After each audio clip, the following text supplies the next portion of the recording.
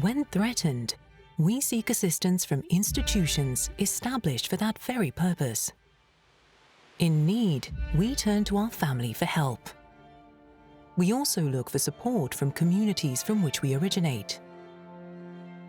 We call on the state to help us, hoping it will come in one form or another. But what if there is no longer any state, only brutal oppression? When family bonds and entire communities are torn apart by war? When facing aggression, oppression, and totalitarianism, we appear to be left to our own devices?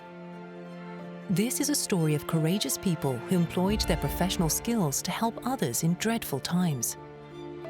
Of people who were able to use trust and professional know-how gained in peacetime to rescue others from certain death when the war came.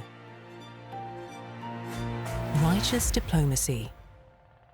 During the Second World War, many brave people risked their lives to resist the German occupiers. Those from rural areas utilized their unique knowledge of local forests and mountains for guerrilla warfare. Skilled workers sabotaged factory operations, salesmen provided intelligence, street performers lifted spirits, and youngsters covered walls with call-to-arms slogans. Yet this is a story of diplomats who saved lives through their unique combination of knowledge, connections, and courage. Meet Chiune Sugihara, the Japanese consul in Kaunas, then capital of Lithuania, which lay in the Soviet sphere of influence. The USSR began its occupation of Lithuania in mid-June 1940.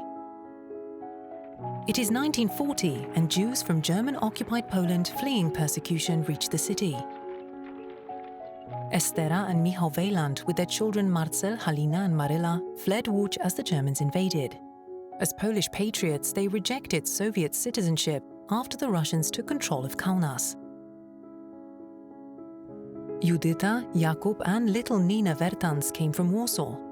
They managed to join their family in Vilnius just before the war broke out. As many as 11 Vertanses of different ages found themselves stuck in Kaunas without knowing what would happen next. Mr. Sugihara knows many like them, camping day and night by the Japanese consulate, desperate to flee from the power of the Soviets, back then closely cooperating with Hitler's Germany, as restrictions targeting Jews begin to intensify. He is about to make a choice.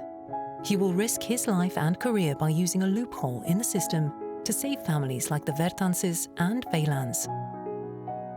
Within several months, he will issue Japanese transit visas to thousands of Jews, thus allowing them to travel further east. Mr. Sugihara knows the Soviets and the bureaucratic hell that was the USSR. Stamped and signed, each document is nearly sacred in a totalitarian state that uses bureaucracy to terrorize its citizens. A signed piece of paper intimidates policemen. With it, travel suddenly becomes legal, together with a pass to travel to a better world. All totalitarian regimes base themselves upon a fear-driven bureaucracy.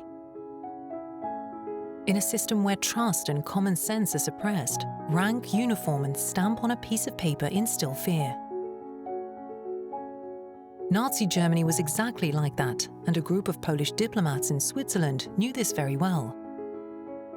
They are now known as the Bernese Group. Aleksander Ładoś, Stefan Ryniewicz, Konstanty Rokicki, Juliusz Kuhl, and others worked with members of the Jewish community, mainly in Switzerland. Together they bought and forged Latin American passports for Jews in need.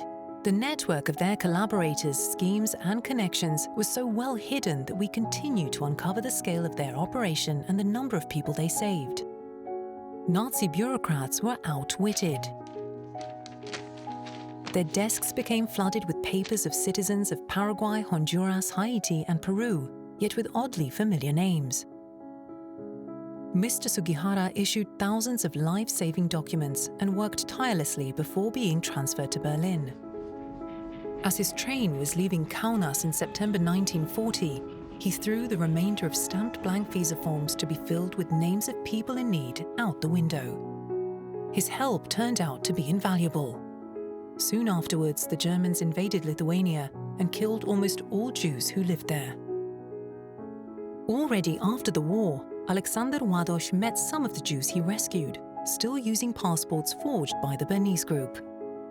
Righteous diplomats used their wit and professional skills to cheat the monstrous bureaucratic system.